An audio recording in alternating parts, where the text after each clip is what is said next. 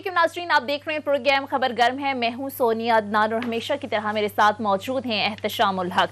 नाज़रीन, प्रोग्राम का आगाज करेंगे और आज इस्लामाबाद हाई कोर्ट में एवन फील्ड रेफरेंस में सजा के खिलाफ अपीलों पर समाअत हुई और दौरान समाअत हमने देखा कि नैब प्रोसिक्यूटर अजद सदीक ने तैयारी के लिए अदालत से 4 हफ्ते का वक्त मांग लिया, जिसे अदालत ने मंजूर कर लिया और 21 मार्च तक की समाअत मुलतवी कर दी गई। साथ में अदालत ने रिमार्क्स देते हुए यह भी कहा कि आइंदा समाअत के बाद रोजाना की बुनियाद पर इस केस की समाअत होगी। इसके बाद हमने देखा कि अजहर सदीक साहब जो नए प्रोसिक्यूटर हैं, उन्होंने मीडिया टॉक भी की और उनकी जानिब से ये कहा गया कि साबित करेंगे कि सजा इंतकाम की बुनियाद पर नहीं बल्कि मेरिट की बुनियाद पर हुई। वो काफी इस केस को लेकर पुरुम्मीद लग रहे थे और अब देखना यह कि केस अब मंतकी अंजाम तक पहुंचेगा या नहीं। प्रोग्राम के पहले हिस्से में हम अजहर सदीक साहब से इस हवाले से बात करेंगे, लेकिन आज मरियम नवाज साहिबा भी पेशी के बाद हमने देखा कि खूब गर्जी बरसी, बड़ी धुआंधार किस्म की उन्होंने मीडिया टॉक की और ज़ाहिर 4 हफ्ते का जो वक्त मांगा गया, इस हवाले से भी उन्होंने काफी तनकीद की। आपको जरा सुनवाते हैं कि मरियम नवाज ने मीडिया टॉक करते हुए क्या कहा। जी, एक साजिश है बिल्कुल, और वो मैं कौम के सामने रखना चाहती हूँ कि अगर मेरे खिलाफ कोई सबूत होता, अगर ये मुकदमा बदनीयती पे इंतकाम पर मबनी ना होता, तो एक ह्यूमन नेचर है कि जब आपके पास किसी चीज़ का कोई सबूत होता है, वो कागज़ का टुकड़ा आप उठा के कोर्ट के सामने रखते हैं और कहते हैं माय लॉर्ड ये है आप सबूत। जब आपके पास सबूत नहीं है तो फिर आपको कोरोना भी होगा। वो 2 महीने पूरे नैब को कोरोना हुआ था, 2 महीने चला, उसके बाद आज आके इन्होंने फिर 4 हफ्ते मांग लिए। तो मैं बड़े अदब से जजेस से भी ये गुजारिश करना चाहती हूँ कि justice delayed is justice denied.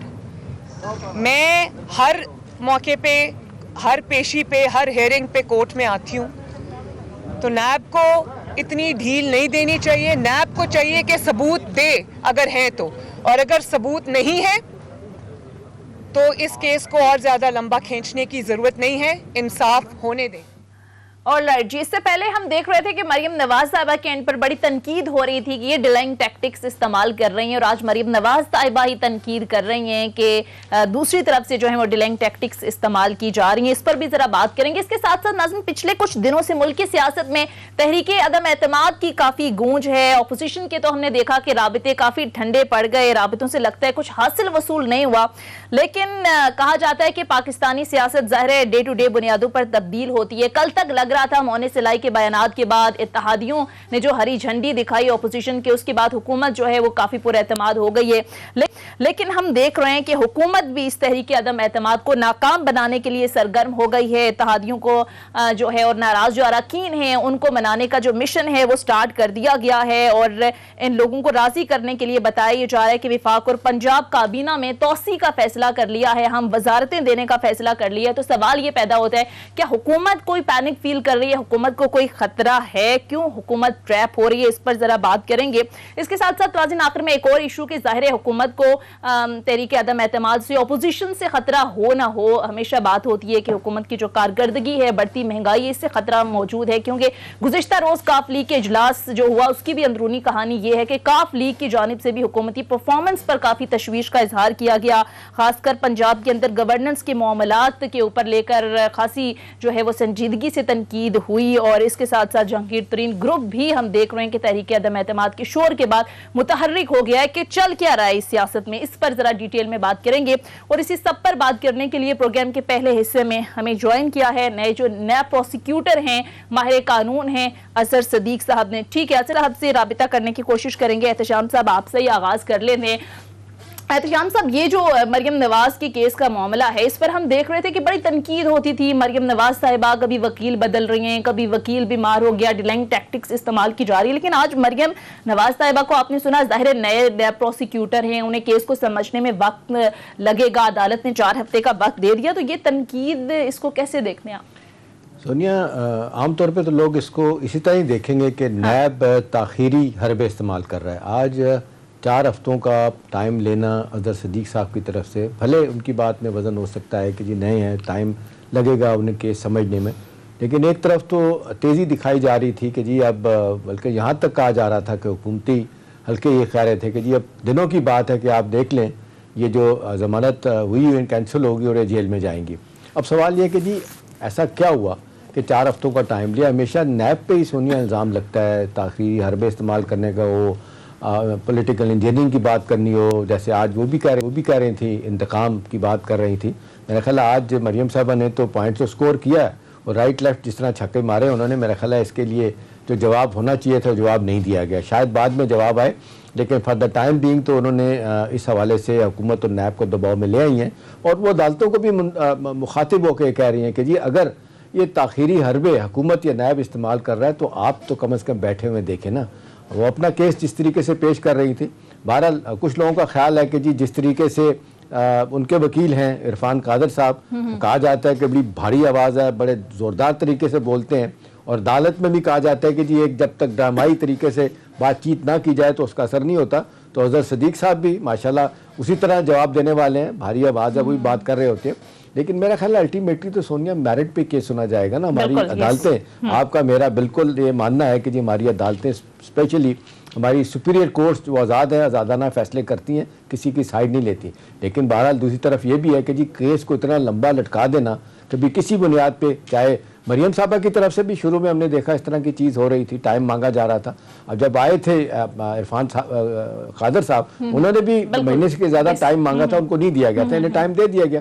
अब सवाल ये है कि जी अज़हर सदीक साहब तैयारी करके आएंगे, क्या वो जो दाग धुल जाएगा नैब के ऊपर है कि जी तैयारी नहीं करते, प्रोसिक्यूशन का केस वीक है, एविडेंस जो है ना प्रॉपर नहीं लाई जाती। पिछले इस्तेमाल के दौरान तो काफी सख्त सवालात भी किए और ये कहा कि मैं एक कागज का टुकड़ा पेश करने से काम नहीं चलेगा, मजीद शवाहिद अदालत में पेश करने होंगे। तो ये काफी आपको लगता है कि टफ जो है अज़हर सदीक साहब को मुश्किलात होंगी नैब के एंड पे? देखिए एक चीज़ तो बड़ी वाज़ेह तौर पर सोनिया सामने आ गई कि जिस तरीके से इस्लामाबाद हाई कोर्ट से आप फैसले आ रहे हैं और बड़े दलेराना फैसले आ रहे हैं, ख़ास तौर पे अतर मिनहाल साहब चीफ जस्टिस जो हैं, बड़ी जिसको कहना चाहिए रेपुटेशन वाली शख्सियत हैं और उनके सारे साथी जिनके बारे में बड़ा वाज़ेह तौर पे कहते हैं कि कोई उंगली नहीं उठा सकता, कि उन्हें कोई किसी तरीके से भी विन ओवर कर सकता है, दबाव में ला सकता है, कोई और लालच दे सकता है।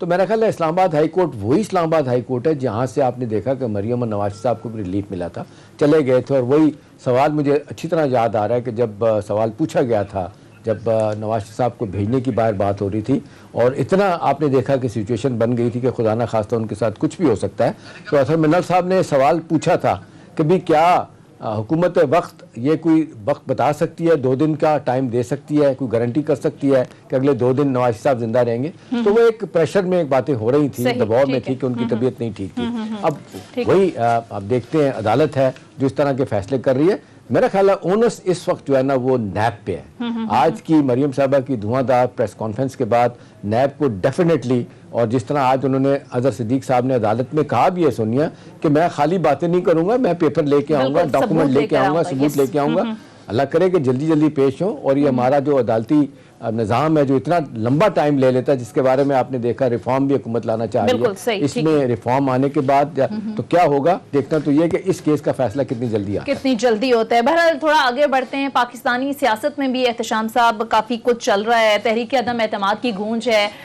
पिछले कुछ दिनों से हम ये डिस्कस कर रहे थे कि ज़ाहिर अपोजिशन के राबिते तो ज़ाहिर ठंडे पड़ गए, लेकिन हुकूमत की जानिब से हम देख रहे हैं कि अब ज़रा फुर्तियाँ दिखाई दे रही हैं। तो सर आपको लगता है कि कोई सेंस ऑफ पैनिक देख रहे हैं गवर्नमेंट के अंदर? आपको लगता है कि कहीं अननर्व है, कहीं खतरा भांप लिया है गवर्नमेंट ने, इसलिए हम देख रहे हैं कि इत्तेहादियों को और इसके साथ साथ जो नाराज अरकान हैं उनको मनाने की कोशिशें हो रही है? बहरहाल मुख्तसर ब्रेक लेते हैं, ब्रेक से जब वापस आएंगे तो इसका डिटेल जवाब शाम साहब से। Stay tuned.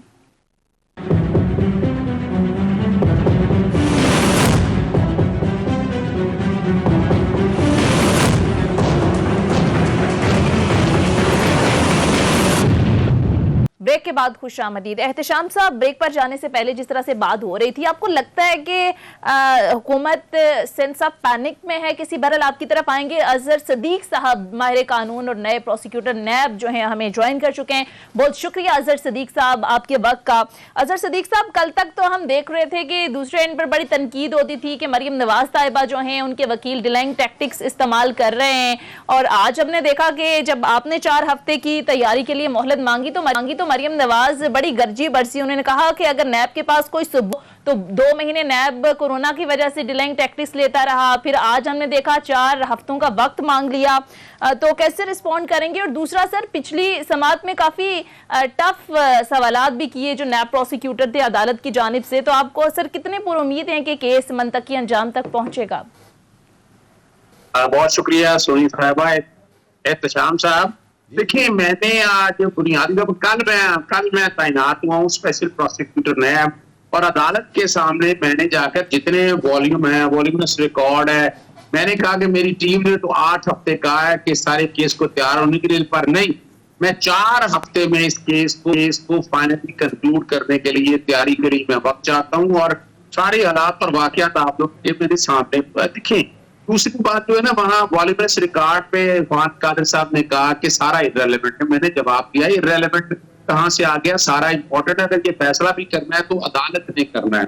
दूसरी बात बताऊं, यहाँ ये भी सवाल है कि जब फवाद कादिर साहब आए हैं तो इन्होंने कितना टाइम लिया था? रिकॉर्ड की बातें हैं, सारी बातें हैं, पर मैं इस बात की अदालत के सामने में हमारी जो स्ट्रेटेजी है कि अपील जो है ना मेरिट पे सारा केस वो बहस करें, हर चीज का जवाब मिलेगा। अब चूंकि नैब के पास सारी दस्तावेजात मौजूद थी, नैब पे इल्जाम के लगाए जा रहे थे, मजबूरन बाहर आकर मीडिया से बात भी करनी थी, और मैंने कह दिया कि जो अदालत में बात होगी, अगर वही बात होगी बाहर आगे, तो कोई जरूरत नहीं जवाब देने की। नैब जो मरियम नवाज या बाकी लोग के अंदर बात और बातें करेंगे, इल्जाम लगाएंगे, तो उसका जवाब देना मेरा हक बनता है, और मैं कभी भी चले, ये तो समझ आ गई। अतर साहब ये बताएं कि आज मरियम साहब ने प्रेस कॉन्फ्रेंस जो की है, उन्होंने ग्राउंड के सारे तरफ छक्के चौके खूब लगाए हैं, और जिस तरीके से अपना केस बिल्ड किया वो तो यही बता रही है कि जी ताखिरी हरबे आपकी तरफ से इस्तेमाल किए जा रहे हैं। मेरा सवाल आपसे है कि आप अब 4 हफ्ते का टाइम आपको लेने की क्यों जरूरत पड़ी? आपका डेफिनेटली केस नैब ने कुछ ना कुछ तो तैयार करके रखा होगा, ऐसा तो नहीं हो सकता नए सिरे से आप तैयारी करके जाएं, जो पहला काम हुआ है बिल्कुल ही खत्म हो गया, ठप हो गया। एहतशाम साहब, ये इशू नहीं है, क्यों बड़ा सिंपल सा है, तरीकाकार है। मैंने बाहर गुफ्तगू अगर मेरी सुनी हो तो मैंने सारी चीजों का जवाब दे दिया। मरियम नवाज साहिबा जो कह रही थी कि सबूत नहीं है, मैंने वो भी अदालत के सामने बाहर रख दिया और बता दिया कि प्रॉपर्टीज की वैल्यू से 1.9 मिलियन पाउंड जो है खुद एक्ससीएम के जरिए वहां पर क्लियर की, लैंड रिकॉर्ड की रजिस्ट्रियां सारी लगाई।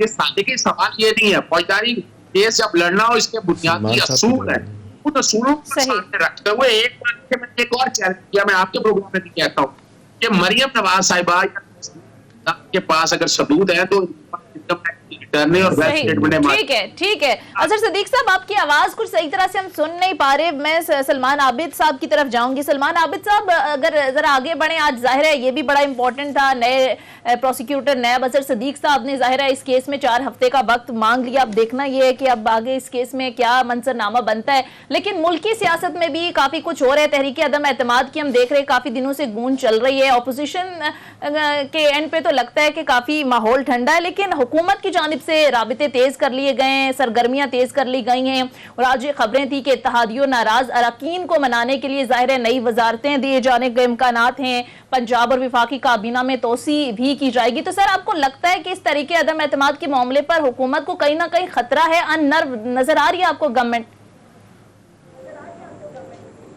देखिए, इसमें तो कोई शुबा नहीं है कि जब तहरीक अदम एतमाद की बात आएगी तो हुकूमत को भी डिफेंसिव होना पड़ता है, हुकूमत को भी अपने ताने बाने जो है उसको दोबारा नए सिरे से तरतीब देना होता है।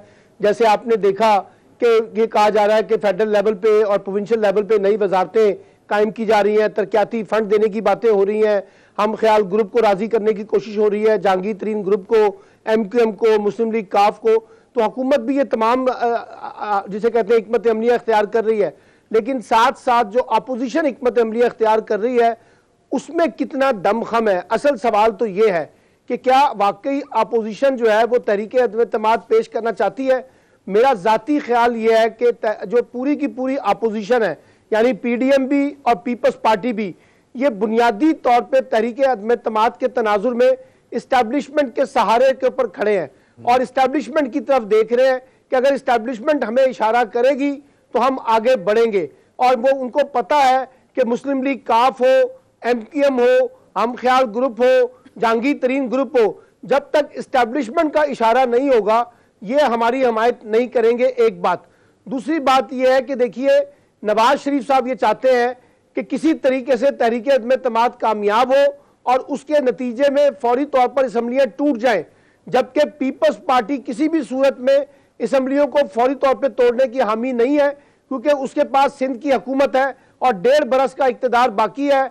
अगला बजट अभी आना है, तरक्याती फंड्स के नाम पे बहुत कुछ होना है। तो पीपल्स पार्टी ऐसी कोई मुहिम जो नहीं चाहती कि फौरी तौर पर इलेक्शन करवा दिए जाए। इसी तरीके से जो अरकाने असम्बली हैं, चाहे वो पीपल्स पार्टी के हैं और चाहे वो मुस्लिम लीग नून के हैं, वो क्यों चाहेंगे कि वो एक ऐसी तरीके में इत्तेमाद का साथ दे जिसका मकसद जो है इस असम्बली को तोड़कर फौरी तौर पे नए इंतखाबात कराए जाए। इसमें सलमान एक चीज है, एक चीज मैं ऐड करूं सलमान, आप उसका जवाब जरूर दीजिएगा। देखिए शहर इक़्तिदार में जो आज हम देखते हैं सब जगहों पे सवाल पूछा जा रहा है वो ये है कि जी अगर ओपोजिशन के पास मतलूबा नंबर्स नहीं है तो ये हमारे जो सियासी मंजरनामे पे इतना जो शोर शराबा हो रहा है, ये इतना कुछ बन रहा है, इसकी वजह क्या है, क्यों ये हंगामा दिखाई देता है। एक और दूसरी चीज़ देखें, कल जो बड़ी लंबी 5-6 घंटे की कहा जा रहा है कि PMLQ के लोगों की मीटिंग हुई है, वहाँ पे जिस तरह की बातें हुई हैं वो लगता है कि मुनसलाई ने जो कहा है उससे थोड़ा सा हटके वहाँ पे हुआ है। एक तो MQM और PMLQ ने रेडिली रिजेक्ट किया है ये जो पेट्रोल की नई प्राइसेस जो बढ़ाई गई हैं 12 रुपये 3 पैसे को, और दूसरा वो ये कह रहे हैं पोस्चरिंग कर रहे हैं, सिग्नलिंग, मैसेजिंग, वो सब तरफ से लोगों को मैसेज दे रहे हैं। वो कहते हैं सियासी प्लेयर हैं, वो नहीं चाहते कि अगर PTI मैदान में नहीं रहती है 1.5 साल के बाद इनके पास कोई टिकट लेने वाला जो बकौल मरियम के कोई नहीं होगा, वो ये कहते हैं पीछे ना रह जाए। तो आपको लगता है कि PMLQ की भी सियासत ऐसी है कि वो सबके साथ चलना चाहते हैं, PTI के साथ या अकेले नहीं रहना चाहते? वो देखिए एहतशाम साहब, बुनियादी बात यह है कि आपको जो बहुत बड़ी गर्मजोशी नजर आ रही है ना इस वक्त सियासी महाज के ऊपर, उसकी एक बड़ी वजह तहरीक अदम एतमाद से ज्यादा 2023 के इंतखाबात की मनसूबाबंदी है। और ये सारी कोशिशें, ये सारे ताने बाने जो हैं, ये 2023 के इंतखाबात के तनाजुर में बनाए जा रहे हैं कि एक नई सफ बंदी की जाए और इस्टेब्लिशमेंट के साथ पैगाम दिया जाए कि हम हैं इमरान खान के मुतबादल तौर पे, और पीपल्स पार्टी PMLN के मुकाबले में खुद को एक बड़ी अपोजिशन के तौर पर पेश करना चाहती है। और यही वजह है कि उसने 27 फरवरी को लॉन्ग मार्च का आगाज किया हुआ है। एक बात। दूसरी बात देखिए, मुस्लिम लीग काफ जो है उसको अच्छी तरह पता है कि शरीफ खानदान जो है वो अपने वादों में किस हद तक पूरा उतरता है। माजी का तजर्बा मुस्लिम लीग काफ के पास है नवाज शरीफ साहब के बारे में, शहबाज शरीफ साहब के बारे में, क्योंकि शरीफ खानदान का प्रॉब्लम यह है कि वो अपने खानदान से बाहर किसी को बड़े इक्तदार के अंदर शरीके कार नहीं करते। तो इसलिए मुस्लिम लीग काफ को ये पता है कि हम नवाज शरीफ साहब का हवा दिखा के, PMLN का हवा दिखा के PTI को दबाव में ला सकते हैं। चले इसमें अजहर साहब एक चीज लाकर ठीक हो गया। अजहर साहब एक चीज आप बताइएगा, ये जिस तरह सलमान साहब इशारा कर रहे हैं इस पे भी थोड़ा सा कमेंट कीजिएगा। दूसरा ये कहा जा रहा है कि हुकूमत को जो अपना काम करना है वो काम नहीं कर रही, कि अगर इनको वाकई इनकी गेम खराब करनी है कि ये अदम एतमाद में कामयाब ना हो तो इन्हें बाकायदा तौर पे अपने साथियों को डे 1 से मिला के रखना चाहिए। पैनिक में सबको मिल रहे हैं, जहांगीर तरीन से भी कहा जा रहा है रब्ता किया जाएगा। जो मैं आपसे ओरिजिनल सवाल पूछना चाहता हूँ वो ये है कि जो बार बार फवाद चौधरी साहब और बाकी लोग बात कर रहे हैं कि जी ये इसमें से हवा निकल जाएगी अदम एतमाद वाली, चंद दिनों में आपने देखें शहबाज शरीफ पर हमजा पे फर्द जुर्म लगने जा रही है। तो मेरा सवाल ये है कि जो सियासी तौर पे खेल खेलना हुकूमत ने वो नहीं खेल रही और सारा मामला लीगल बुनियादों पे चलाने की कोशिश की जा रही। जी अजहर सदीक साहब, आप सुन सकते हैं? जी आवाज आ रही है मुझे? जी मैं अजहर साहब यही सवाल कर रहा हूँ कि यह हुकूमत जो है ना वो सियासी तौर पे चीज़ों का मुकाबला नहीं कर रही, ओपोजिशन के निपटने के लिए तादियों के साथ जो रवैया होना चाहिए वैसे नहीं हो रहा, और ज़्यादा फोकस ये है कि जी किस तरीके से हमजा और शहबाज शरीफ पे फर्द जुर्म लगाई जाए ताकि वो इररेलेवेंट हो जाएं, और 2023 के इलेक्शन में जो उनका नाम आ रहा है कि जी अगले प्राइम मिनिस्टर हो सकते हैं उनको बिल्कुल साफ कर दिया जाए। आपको लगता है ऐसा ही है मामला? देखिए जहां तक तहरीक अदम एतमाद है वो तो अपोजिशन का हक है और हुकूमत को उसको दिफा करने का भी हक मौजूद है सामने। यहाँ आर्टिकल 63A का निफाज करते हैं या नहीं करते या क्या तरीका लेते हैं आने वाले दिनों में आपको पता चल जाएगा। लेकिन मैं किसी भी गैर जमहूरी रवैये की मुखालफत करूंगा कि जो भी करना है आप आकर हर एक को अपना हक है अपना वोट इस्तेमाल करने का, लेकिन आईनी तौर पर जब एक सियासी जमात के तौर पर आप मुंतखब हुए आपका तरीकाकार है इस्तीफा दें जाकर जो मर्जी दोबारा इलेक्शन लड़ ले, लेकिन आप ये कहें कि आप उस सियासी जमात जिसके मुंतखब किया है उसकी जगह दूसरे वोट को दे दे तो ये डिफेक्शन तो बड़ी वाज़ेह तौर पर आइन के आर्टिकल 63A के तहत नफाज होगा। दूसरी जहां तक बात है ये देखिए इस पे मैं FIA के हवाले से मैं कह चुका हूं पहले भी कि FIA की इन्वेस्टिगेशन में बहुत डिफेक्ट्स हैं। FIA ने कई चीजें जो है ना वो कैटर नहीं की हैं, उसमें कई वजूहात आपके सामने शामिल है कि इतना अरसा हो गया है इस केस में अब तक फर्द जुर्म क्यों नहीं आयद हो सकी है। ये मामले बड़े सीधे से हैं, ओपन एंड शट केसेस हम करते जुर्म आयद हो नहीं तो इस मामले में JIT बकायदा दोबारा री इन्वेस्टिगेशन मेरा जहां तक ख्याल है कि शायद अभी फर्द जुर्म आयद ना हो सके। और दूसरी बात है कि चले फर्द जुर्म अगर आपकी इन्वेस्टिगेशन नहीं भी कंप्लीट हुई मेरिट पे इसको बहस करनी चाहिए जमानत को, क्या कच्ची जमानतें हैं या बेल बिफोर अरेस्ट भी इतना अरसा चलती है तो ये तो कहीं ना कहीं तो कमी है। और इसको सियासी तौर पर मैं नहीं समझता कि सियासी तौर पर इस तरह के मामला को ब्रेक लेते हैं। तो शाम साहब ब्रेक से जब वापस आएंगे तो फिर इस गुफ्तगू के मज़ीद आगे बढ़ाएंगे। Stay with us.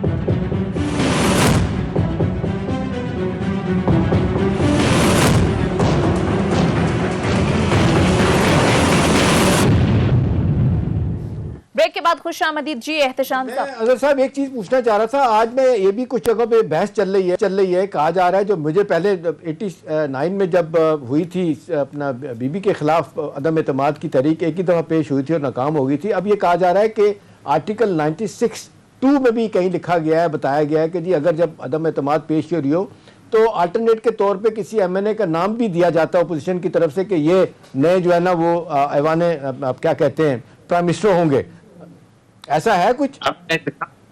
एहतशाम साहब देखिए आर्टिकल 95 पढ़ लें और ये सारी पढ़ लें, जब आप देखें मैं आप तहरीक अदम एतमाद लेके आती हैं और कामयाब हो जाती है, अब उसके बाद अगला हाउस जो लेना है हुकूमत किसने बनानी है। अगर आपके पास ज्यादा है आपके पास समझते हैं कि तादाद आपके पास ज्यादा है तो आइन ने एक ऐसा बिल्ट इन मैकेनिज्म दिया हुआ है फराहम किया हुआ है तो आपको बताना पड़ेगा कि आप अदम एतमाद लाने के बाद आप क्या यानी खाली तो नहीं छोड़ा जा सकता ना।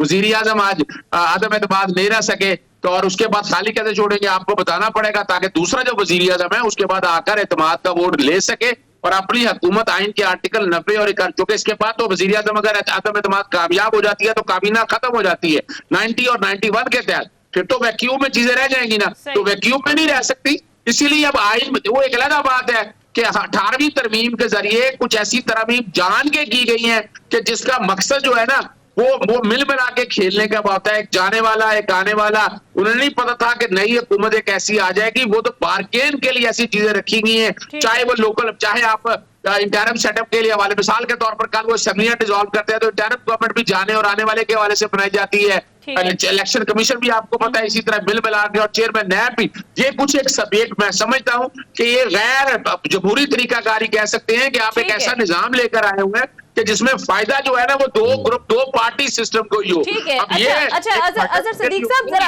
एवन फील्ड के मामले पर मैं चाह रही हूँ कि आप जरा कमेंट कर लें कि अब ये आपकी तरफ से तो जाहिर है सारा के सारा मलबा शरीफ खानदान पर डाला जा रहा है कि मनी ट्रेल वो दें, वो तो देने से रहे, तो सर ये मामला किस तरह से आपको क्या लगता है आगे लेकर आप जाएंगे, क्योंकि ट्रस्ट डीड पर भी अदालत ने पिछली समात में कहा कि ये जाली तो ना हुई बल्कि ये प्रीडेटेड है, तो ये मामला कैसे मंतकी अंजाम तक पहुंचेगा?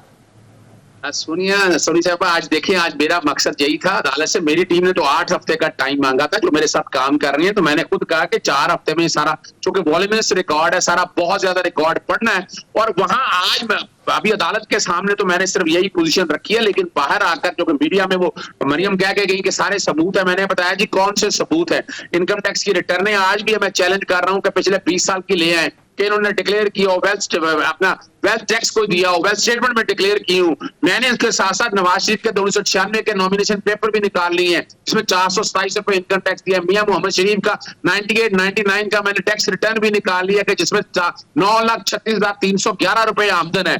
126 दिन सुप्रीम कोर्ट में हेयरिंग हुई, फिर अपना 60 दिन की GIT बनी, फिर 5 दिन सुप्रीम कोर्ट में हेयरिंग हुई, फिर नैब की इंक्वायरी में नैब नैब में ट्रायल चला, भाई वहां तो सबूत नहीं थे, अब कौन से सबूत की बातें हो रही हैं? और ये कंफ्यूज करने की कोशिश करें। जहां तक वैल्यूएशन की बात है, वो भी सुप्रीम कोर्ट में एक सीएमए के जरिए लैंड रिकॉर्ड की रजिस्ट्रियां वहां बकायदा दाखिल की गई और 1.9 मिलियन पाउंड की प्रॉपर्टीज खुद है। वो कंफ्यूजन सारी मौजूद है। मेरिट पे ये केस सारा बहस करें, पूरा अपना मुकम्मल करें, बजाय पीस मिल के हवाले से। और आज तो मजेदार बात यह है कि आज अमजद जो है ना जी, अमजद परवेज भी आ गए इरफान कादर साहब के साथ, तो अब तो मेरिट पे बातें करनी पड़ेंगी। और मैंने बड़ा वाज़ेह किया है तो जो अदालत के अंदर होगा वो अदालत के बाहर करेंगे तो ठीक है, अगर बाहर जाके आप बातें गलत करेंगे, गुमराही करने की कोशिश करेंगे, तो फिर मेरे पास जवाब सारे मौजूद हैं, मेरी फिंगर टिप्स पे चीजें मौजूद हैं। लेकिन जब तक मैं रिकॉर्ड को पढ़ ना लूं, रिकॉर्ड सारा देख रहा हूं, चल नहीं सकता केस। ठीक है, अब आज अदालत ने भी कहा है कि आइंदा समाअत के बाद रोजाना की बुनियाद पर समाअत होगी। अब देखना यह कि कैसे ये केस जो है, अगर डे टू डे बुनियादों पर हियरिंग होती है तो मंतकी अंजाम तक पहुंचते हैं। अच्छा एहतशाम साहब, अब जाहिर है हुकूमत बहुत सारे महाज पर चैलेंजेस का सामना है, आपको क्या लगता है कि ऑपोजिशन चैलेंज हो या ना हो, ये जो बढ़ती महंगाई है, परफॉर्मेंस है, इत्तेहादी भी परफॉर्मेंस को लेकर तशवीश का इजहार कर रहे हैं। जहांगीर तरीन ने भी कल जाहिर जब मीडिया टॉक की तो उन्होंने कहा कि मैशत पर फोकस करना चाहिए, तो आपको लगता है कि चैलेंज ज्यादा बड़ा है? मैं एक कमेंट शॉर्ट सा करूंगा, फिर मैं सलमान आबिद साहब से पूछूंगा इस हवाले से। देखिए, दो चीज़ें बड़ी वाज़ेह तौर पे अब सामने आई। एक तो यह है कि जिस तरीके से हमारे यहाँ अदम एतमाद के हवाले से कई दिनों से बहस छिड़ी है, जिस तेज़ी के साथ मुल्क अदम इस्तेकाम का शिकार हो रहा है, माशी तौर पे भी और पॉलिटिकली भी, ये किसको सूट करता है? मेरा ख्याल है दुश्मनों को सूट करता है। मैं ये नहीं सजेस्ट कर रहा कि जी अदम इस्तेकाम जो कह रहे हैं कि उनका हक है, बिल्कुल सही है, जब लाने चाहें, लेकिन पूरी कौम को हॉस्टेज बना के रखा हुआ है। प्रोसेस में जो चीज़ें ठीक होनी है वो नहीं हो रही। सलमान साहब, ये देखें जिस तरीके से महंगाई की सोनिया ने बात की है, पेट्रोल प्राइसेस की बात की है, ये एक वो खौफनाक काम हुआ है।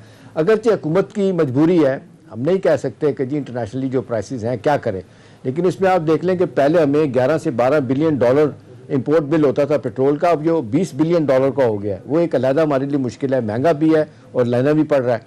अब सवाल ये है कि जी क्या ये सारे जो हमारे पॉलिटिकल प्लेयर हैं या अदारों के लोग हैं, वो ये बैठ के सोचने के लिए तैयार नहीं कि ये मुल्क की सालमियत, ये अदम इस्तेकाम और ये जिस तरीके से इकोनॉमिक कंडीशन हमारी ख़राब हो रही है, इसको ठीक करने के लिए हमें अपने छोटे छोटे जो अहदाफ हैं वो हासिल करने के बजाय एक चाहे कोई नया आप जिसको कहना चाहिए मुकालमा करें, मुल्क को लेके जाएं नए चैलेंजेस से बचाने के लिए, लेकिन फोकस सारा का सारा ये कि हुकूमत को नहीं चलने देना।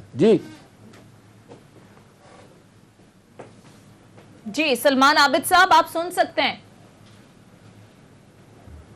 हाँ, ठीक बात है जो एहतशाम साहब ने बात की है, लेकिन अब बात यह है कि जो इस वक्त पाकिस्तान के चैलेंजेस हैं, चाहे वो आपके इकोनॉमिक्स के चैलेंजेस हैं, मईशत से जुड़े हुए चैलेंजेस हैं, या आपके सिक्योरिटी के कॉन्टेक्स्ट के इश्यूज हैं, या गवर्नेंस के इश्यूज हैं। अब सवाल यह है कि अगर आपने इन चैलेंजेस से निपटना है तो आपको एक पॉलिटिकल स्टेबिलिटी चाहिए ना। पॉलिटिकल स्टेबिलिटी होगी तो आप इकोनॉमिक स्टेबिलिटी की तरफ बढ़ सकेंगे ना। अब प्रॉब्लम यह है कि यहाँ जो हुकूमत और अपोजिशन के दरमियान एक बदइत्तेमादी है, महाजराई है, एक दूसरे की हुकूमत को गिराने के जो मंसूबे अपोजिशन जमातें बना रही है और हुकूमत जो है उससे निपटने की हिकमत अमली बना रही है, तो फिर वहां पर पॉलिटिकल स्टेबिलिटी कैसे आएगी? फिर वो जो आप कहते हैं कि जी सियासी इस्तेहकाम आए, उसकी गुंजाइश तो बहुत कम रह जाएगी ना। तो इसलिए बड़े चैलेंजेस से डील करने के लिए हमें एक जिम्मेदार हुकूमत और एक जिम्मेदार अपोजिशन चाहिए ना। लेकिन अनफॉर्चुनेटली यहाँ कोई जिम्मेदाराना सियासत तो हो नहीं रही।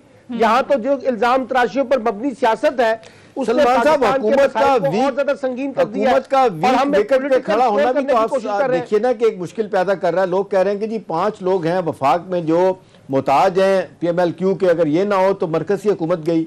11 लोग पंजाब में MPs हैं, अगर वो हट जाएं तो पंजाब से हुकूमत गई। तो क्या हुकूमत सारा वक्त ये फायर फाइटिंग ही करती रहेगी या प्रोसेस में 1.5 साल रह गया, अगला इलेक्शन जीतना कुछ करेगी? ऊपर से आप देख लें जिस तरीके से फैसला किया गया कि जी जल्दी जल्दी वजारतें बांटी जाएंगी, तो लोग तो यही समझ रहे हैं कि पैनिक गवर्नमेंट के क्वार्टर्स में ज्यादा है। देखिए ना एहतशाम साहब, ये जो कोलिशन गवर्नमेंट्स होती हैं, इनका प्रॉब्लम भी ये होता है कि यहाँ छोटी जमातें जो है वो एक ब्लैकमेलिंग के तौर पर ऑपरेट करती हैं और हुकूमत को दबाव डालती हैं, हुकूमत से अपनी नाजायज बातें बनवाती हैं। आपको याद है कि इस वक्त कैबिनेट का साइज जो है पहले ही फेडरल लेवल पे और प्रोविंशियल लेवल पे बहुत बड़ा है। अब आप मजीद वुज़रा की जो तादाद बढ़ा रहे हैं, इसका मकसद ये है ना कि आप इत्तेहादी जमातों को राम करना चाहते हैं। अभी लोकल गवर्नमेंट के इलेक्शन आ रहे हैं तो बेतहाशा डेवलपमेंट फंड मांगेंगे, बलूचिस्तान नेशनल पार्टी भी मांगेगी, बाप वाले एमकेएम भी मांगेंगे, पंजाब में मुस्लिम लीग अपना हम ख्याल भी मांगेंगे, जहांगीर तरीन भी मांगेंगे, मुस्लिम लीग काफ भी बनाएंगे। तो फिर हुकूमत के पास कोई ऐसी बड़ी पॉलिटिकल स्ट्रेटेजी नहीं है तो कि वो एक लॉन्ग टर्म चीजों पे सोच सके। उसके सामने भी शॉर्ट टर्म ये है कि इन सब लोगों को राजी रखा जाए, इन सब लोगों को इंटैक्ट रखा जाए। आपने देखा कि जब शहबाज शरीफ साहब 14 साल के बाद चौधरी बरादरान से मिले हैं तो फिर ये कहा गया कि जनाब देखिए ना, इमरान खान साहब को भी जाना पड़ेगा चौधरी बरादरान को राजी रखने के लिए। तो वो तो अपने कार्ड खेल रहे हैं। तो मुझे तो ज्यादातर ये नजर आ रहा है कि जो चैलेंज है वो बहुत बड़ा है, लेकिन हम एक दूसरे की पॉलिटिकल स्कोरिंग के अंदर ऐसे फंस के रह गए हैं कि ना उसके अंदर से अपोजिशन एक सही तरीके से परफॉर्म कर रही है और ना उसके अंदर से गवर्नमेंट उस तरह से परफॉर्म करती हुई नजर आ रही है। सही। अच्छा असर सदीक साहब, जाहिर है ये जो ऑपोजिशन तहरीक अदम एतमाद की बात कर रही है, जाहिर है तमाम ऑपोजिशन मिल भी जाए तो नंबर गेम ऑपोजिशन के हक में नहीं है। इत्तेहादियों की अभी इत्तेहादियों की जानिब से भी कोई जाहिर है हाँ नहीं की गई। तो अब जाहिर है जो ऑपोजिशन है वो ये बात कर रही है कि पीटीआई के 20 से 22 लोग हमसे राबिते में हैं, अब उनसे राबिते किए जाएंगे और इस सारी सूरत हाल को लेकर तहरीक अदम एतमाद लाई जाएगी। लेकिन इस हवाले से कानूनी माहिरीन की ज़ाहिर मुख्तलिफ आरा सामने आ रही हैं कि अगर आपका एक पार्टी के साथ ताल्लुक है तो आप पार्टी में होते हुए उस जमात के खिलाफ या पॉलिसी के खिलाफ वोट नहीं दे सकते। तो सर इस हवाले से आइन क्या कहता है? आर्टिकल 63 इन्हीं सियासी जमातों ने मिसाके जमहूरियत के तहत ये बनाया था। आपको पता है छांगा मांगा की यहाँ सियासत होती थी, उस छांगा मांगा की सियासत को खत्म करने के लिए आर्टिकल 63 में यही है, अदम एतमाद या एतमाद, वजीर आला, वजीर आजम और बजट, इन 3 चीजों पे तो सवाल ही पैदा नहीं होता। यानी आज कहा जाए अगर उनकी बात मान ली जाए कि वो उनके साथ राब्ते में है, अगर वो उनके साथ राब्ते में है उनकी तो डिफेक्शन में सारी सीटें फारग हो जाएंगी। अगर वो वैसे ही उनको मिसाल के तौर पर उनको पॉलिसी से अगर एतराज है तो उन सबको चाहिए इस्तीफा दें जो कि पीटीआई के टिकट से या किसी सियासी जमात के टिकट से मुंतखब हुए, इलेक्शन लड़े जाकर उनके वोटों से इलेक्शन लड़ गया है और उनके बारे में जहां मर्जी चले जाए। मैं नहीं समझता कि इतना आसान काम है। इस वक्त कोई भी नहीं चाहेगा, क्योंकि अगले इलेक्शन आ रहे हैं, अपनी सीटें कोई नहीं खोएगा। और जहां उनको लॉलीपॉप 2 तरह से दिए गए हैं, एक तो बुनियादी तौर पर पैसों के हवाले से वो पीपल्स पार्टी अगर एक्टिव हुई तो और शायद पीएमएलएन भी, लेकिन पीएमएलएन ज्यादा जो बेचती फिर रही है वो सीटें बेचती फिर रही है, टिकटें बेचती फिर रही है, क्या आपके आ जाए। और लेकिन साहब देखिए ना, एक तरफ तो हुकूमत ने इत्तेहादियों को राम कर लिया, चाहे नई वजारतें दे के किया या करने जा रही है, तो दूसरी तरफ एक और फाटवा ब्लॉक तो नहीं है, लेकिन जिस तरीके से जहांगीर तरीन साहब का ग्रुप है उन्होंने मीटिंग करके एक फीलर छोड़ दिया है। उन्होंने कह दिया कि जी हम अपने कार्ड उस वक्त शो करेंगे जब अदम एतमाद पेश कर दी जाएगी। वो नॉन कमिटल हैं, उनको चाहिए था कि वो कहते कि जी हम हुकूमत के खिलाफ अदम एतमाद में नहीं जाएंगे। तो आपको नहीं लगता कि जहांगीर तरीन साहब भी जो है ना वो भी ब्लैकमेल कर रहे हैं हुकूमत को? देखिए इसमें तो कोई शक नहीं है, लेकिन वो कर कुछ नहीं सकते। प्रेशर ग्रुप ये दिखाने के लिए तो है, तभी तो आपने देखा होगा इमरान खान बड़ा मुतमिन, इमरान खान साहब मुतमिन इसीलिए ही हैं कि अगर उन्होंने इस तरह का कोई काम अगर करना है, अगर वो चाहती है इस तरह का काम करने के लिए, तो फॉरवर्ड ब्लॉक तो बन नहीं सकता और फॉरवर्ड ब्लॉक के लिए आपको मेजोरिटी बनानी पड़नी है और मेजोरिटी इनके पास तो मौजूद नहीं है। ये तो बुनियादी तौर पर वजह ये अपने आप को सियासत में, और मैं जो समझता हूं आज भी कि इमरान खान साहब के करीब लोगों ने 3 अफराद के साथ तो ज्यादती उनको खोया है। अलीम खान देख लें आप नंबर 5 पे, दूसरा जहांगीर तरीन का अकेले तो नहीं है, शुगर मिल का काम कर रहे, उनके करीब और कई लोग हैं। हमने क्यों टारगेट किया हुआ है? उसके अलावा जुल्फी बुखारी के हवाले से भी अगर देख लिया जाए, इमरान खान साहब को जो रीजनल पॉलिटिक्स या आम एक सियासत के जो बेसिक कवानीन है ना उसके सामने आना पड़ेगा। और अवाम में अगर रहना है तो इन्हीं इलेक्टेबल के जिम्मेदार तो आप ले आए, और मेरी इतला के मुताबिक आने वाले दिनों में ये तरीके। ये आपका अच्छा पॉइंट है, ये सलमान साहब से भी पूछ लेते हैं। सलमान साहब, हम हमेशा से ये बात कर रहे हैं कि जहांगीर तरीन साहब जितने स्ट्रांग आदमी है, और कहा जा रहा है कि एक ही बंदा पंजाब में जो है ना वो पंजाब को इंटैक्ट रख सकता है और आइंदा इलेक्शन में भी बड़ी सपोर्ट कर सकता है। तो आपको क्या लगता है कि ये जहांगीर तरीन फैक्टर पीटीआई के लिए कितना इंपॉर्टेंट है? क्या करने की जरूरत है पीटीआई की क़यादत को? देखिए मेरी जहां तक इतलात है, मैं नहीं समझता कि जहांगीर तरीन जो है वो कभी अभी पीटीआई छोड़ना चाहते हैं। उनकी तो पूरी कोशिश ये है कि किसी तरीके से उनका इमरान खान साहब के साथ मामलात जो है वो दोबारा तय हो जाएं, और वो एक दबाव की सियासत जरूर पैदा कर रहे हैं, लेकिन दबाव की सियासत इसलिए पैदा कर रहे हैं कि ताकि इमरान खान के साथ मामलात तय हों, एक बात।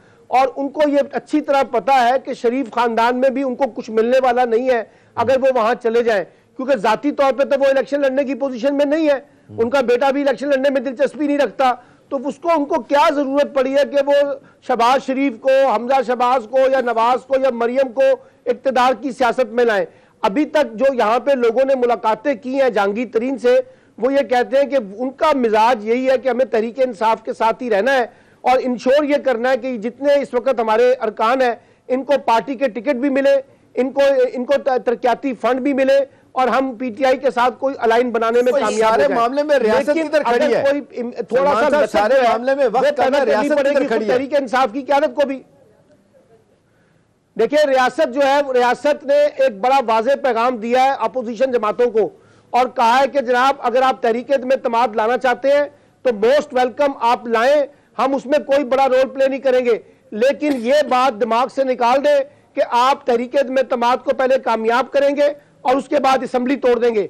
ये असम्बली नहीं टूटेगी, ये हुकूमत अपनी मुद्दत पूरी करेगी, चाहे वो तहरीक इंसाफ की हो और चाहे वो अदम तमाद की सूरत में कोई नई हुकूमत बने। तो इसलिए जो नवाज शरीफ साहब चाह रहे थे वो मामला ठंडा हो गया है और अब पीपल्स पार्टी को भी इस बात का अंदाजा हो गया है कि अगले 1.5 बरस में आके हुकूमत संभालना कोई इतना आसान काम नहीं है।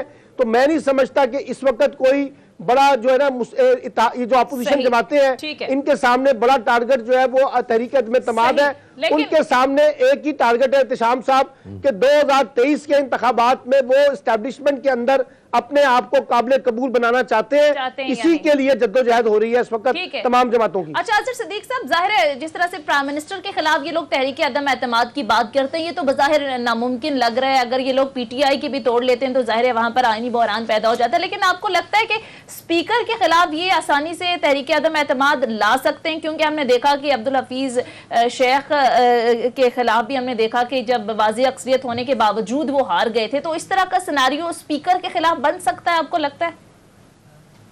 अच्छा, अगर सच पूछना चाहते हैं तो इस वक्त काम ही मेरी इत्तला के मुताबिक वजीर आजम का तो कहा जा रहा है, बुनियादी तौर पर अगर वो काम कर रहे हैं तो स्पीकर के खिलाफ ही तहरीके अदम एतमाद के लिए काम कर रहे हैं। उन्होंने पहले तहरीके अदम एतमाद अगर कोई मूव करनी है तो स्पीकर के खिलाफ आनी है और स्पीकर के बाद वज़ीर-ए-आज़म इमरान खान की तरफ जानी है। इमरान खान साहब अब अगली बात मेरी जेहन में रुक देख लीजिएगा, मेरे तक शायद कुछ इतला भी है या मेरे तक कोई इंफॉर्मेशन भी है कि इमरान खान साहब तुर्क का पत्ता खेलने वाले हैं और वो सोवियत यूनियन से जब वापस आएंगे, रूस का सदर जब दौरा करके आएंगे, उस वक्त तो तुर्क का पत्ता वो खेलेंगे और इनिशियल वर्क उसके हवाले से हो चुका है। तो आने वाले दिनों में वो उसका तल्लुक किसी की अपॉइंटमेंट से है? जी, रेफरेंडम के लिए इस्तेशाम साहब, रेफरेंडम के लिए आइन के आर्टिकल 48 के तहत एक पावर एक्सरसाइज हो सकती है, लोगों का ओपिनियन लिया जा सकता है कि आइंदा का जो निजाम है वो क्या होना चाहिए, वो जमहूरी, वो मौजूदा जमहूरी निजाम रहना चाहिए, सदारती निजाम की तरफ अजहर सिद्दीक साहब ने। लेकिन देखते हैं कि अब मुस्तकबिल में क्या होता है। बहरहाल सर मास्टर के साथ खत्म होता है। अजहर सिद्दीक साहब माहिर कानून हमारे साथ मौजूद है, सलमान आबिद साहब सीनियर एनालिस्ट, आपका भी शुक्रिया। नाज़रीन, ये था हमारा आज का प्रोग्राम, फीडबैक जरूर दीजिएगा। अगले प्रोग्राम तक इजाजत दीजिए, खुदा हाफिज।